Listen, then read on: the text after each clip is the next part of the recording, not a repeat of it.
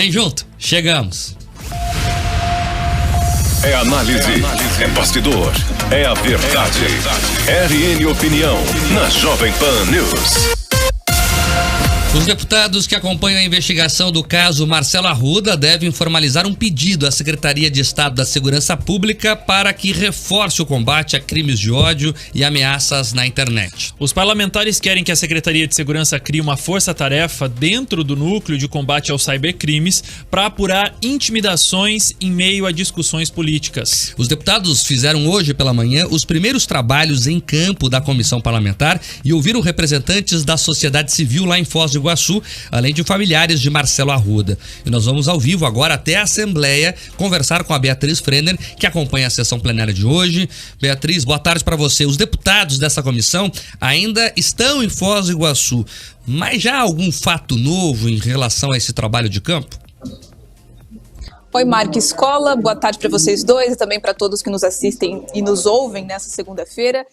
Aqui na Assembleia Legislativa, hoje o assunto nem entrou em discussão. A gente viu muitos parlamentares utilizarem a tribuna para conversar até mesmo com as próprias bases, fazendo discursos muito direcionados nesse sentido, outros também comentando sobre casos de feminicídio nesse fim de semana pelo estado do Paraná. O caso Marcelo Arruda ficou mais silenciado nessa segunda-feira aqui dentro da Casa Legislativa. Mas lá em Foz do Iguaçu, 2 dos deputados que fazem parte dessa comissão permanecem na cidade, ainda querem conversar com a coordenadoria do Ministério Público e também com a delegada responsável pelo caso. São eles o delegado Jacovós, o deputado Jacovós do PL, e também do PT, o Tadeu Venere. Ambos permanecem lá na cidade para fazer essas reuniões e só depois desses encontros é que eles vão desenhar de fato quais serão os próximos caminhos a serem adotados. A gente tem uma entrevista para soltar agora mostrando aí o Tadeu Venere do PT, que faz parte dessa comissão, mostrando ali como está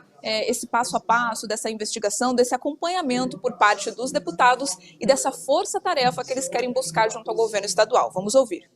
Nós estamos aqui em Foz com a comissão, 2 deputados do governo e da oposição e eu pela Comissão de Direitos Humanos, porque a nós interessa esse acompanhamento do assassinato do Marcelo, primeiro porque é um fato extremamente grave, tanto aqui no Paraná como no nível nacional e hoje já com uma repercussão internacional. Segundo, aquilo que nós temos ouvido, no nosso entendimento, há contradições que certamente as investigações irão, quando aprofundadas, irão revelar. E nos chama muito a atenção o fato de termos outras pessoas que também estão sendo ameaçadas. E aí foi uma sugestão que nós vamos apresentar à Assembleia Legislativa de que o governo do estado crie uma força-tarefa para que todas as ameaças que sejam feitas com cunho político, como é o caso nesse que nós estamos aqui em Foz do Iguaçu acompanhando, que tenham um acompanhamento muito rápido, muito eficiente das forças de segurança. Esse talvez seja um dos desdobramentos que nós vamos ter desta comissão aqui.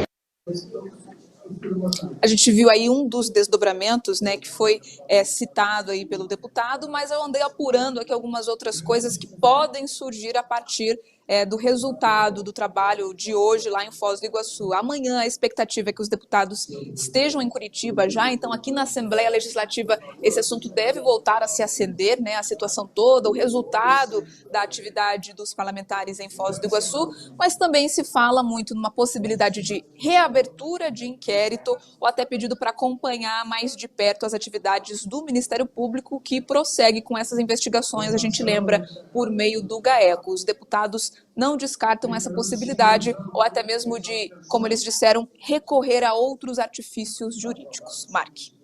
Os deputados estão certos quando cobram uma investigação eficiente. Estão corretos. Foi um crime bárbaro, uma tragédia que tem que ser punida com o rigor da lei. As imagens falam por elas mesmas. Então nós temos que punir quem fez aquilo.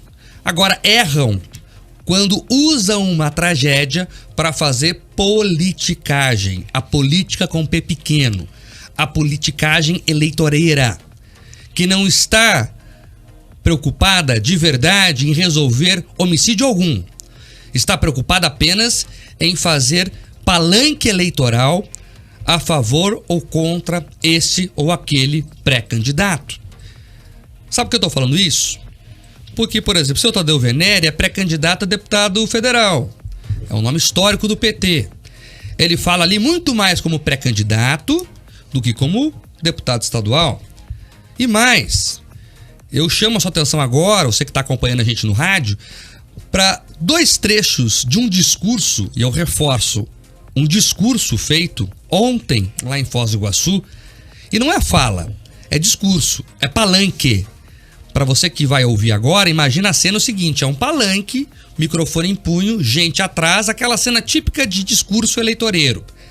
Aí a dona Gleisi Hoffmann falou isso aqui, ó, acompanhe.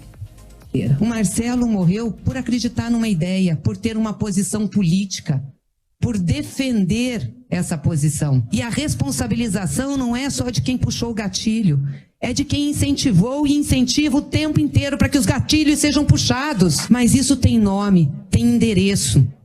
É o nome de Jair Bolsonaro. Quando o ódio é instrumento da política, ele vira guerra. E a política é um instrumento de construção sem armas. E é isso que nós queremos dizer hoje. Que nós queremos que seja restabelecida a paz e a justiça no processo político e principalmente no processo eleitoral que se avizinha. Se isso não for discurso político, eleitoral, eu não sei o que é. Mas eles vão mais longe ainda. Também falou nesse mesmo ato eleitoreiro o pré-candidato ao governo do Paraná, Roberto Requião, do PT. Olha o que ele disse. Com o que aconteceu com o companheiro Marcelo Arruda. Eu estou horrorizado com tudo o que aconteceu. Eu acho que nós precisamos, no Brasil, da tolerância política. O fato ocorrido aqui foi inspirado pelo comportamento irracional e intolerável do presidente da República, que estimula a violência. Marcelo foi vítima da intolerância e de um crime evidentemente político. Nós estamos em guerra, mas um espaço democrático. Esta guerra nós enfrentamos desarmados, porque no espaço democrático, que culminará com as eleições de outubro, o voto é a arma do soldado cidadão. Olha, é muita hipocrisia, né? Você acreditar na Gleisi Hoffmann e no Roberto Requião como pacifistas. A Gleisi Hoffmann é aquela mesma que disse que haveria sangue nas ruas, a frase é dela. Sangue nas ruas se o Lula fosse preso por corrupção como foi. O Roberto Requião, escola, já quebrou dedo de repórter. Ele é autoritário, ele é agressivo. Grosseiro, para não dizer outra coisa. E agora vem posar de defensor do pacifismo. Eles estão certos se não fossem hipócritas. Se o histórico deles permitissem eles dizer isso, defender o pacifismo, está tudo certo, todo mundo é a favor de uma conduta mais pacífica na democracia. Mas eles não dão esse exemplo. Façam o que eu digo, mas não façam o que eu faço. Então, o que me incomoda nessa história toda é o uso político eleitoreiro neste caso, escola. Claro que tem que ser punido o sujeito que fez isso, é óbvio isso. Agora, usar para tentar angariar votos uma tragédia me parece muito ruim. Já estão usando, inclusive, desde a semana passada, né? Já estão sambando em cima do sangue dessa vítima desde a semana passada para usar como discurso eleitoreiro. E a gente tem batido nessa tecla aqui no RIC Notícias Opinião. Se essas falas que a gente acabou de ouvir não são como jogar álcool para apagar um incêndio, eu não sei o que elas são, Mark. Mas tem algo muito confuso nessa história. Aquela boa e velha 2 pesos e 2 medidas. Quando o senhor Alexandre de Moraes, lá no Supremo, vai também chamar, então, talvez, esses interlocutores do PT para dar explicações. Isso não é um discurso de ódio? Pelo menos ao meu ver, no meu ponto de vista, pode parecer um discurso de ódio. Estamos em guerra. É a guerra que nós estamos lutando. Para mim, isso só traz mais violência. Quando que esse peso que pesa para um lado sempre mais do que para o outro vai equilibrar, que é o papel da justiça, né? Não tem aquela balança que deveria estar equilibrando as coisas e não é isso que tem acontecido?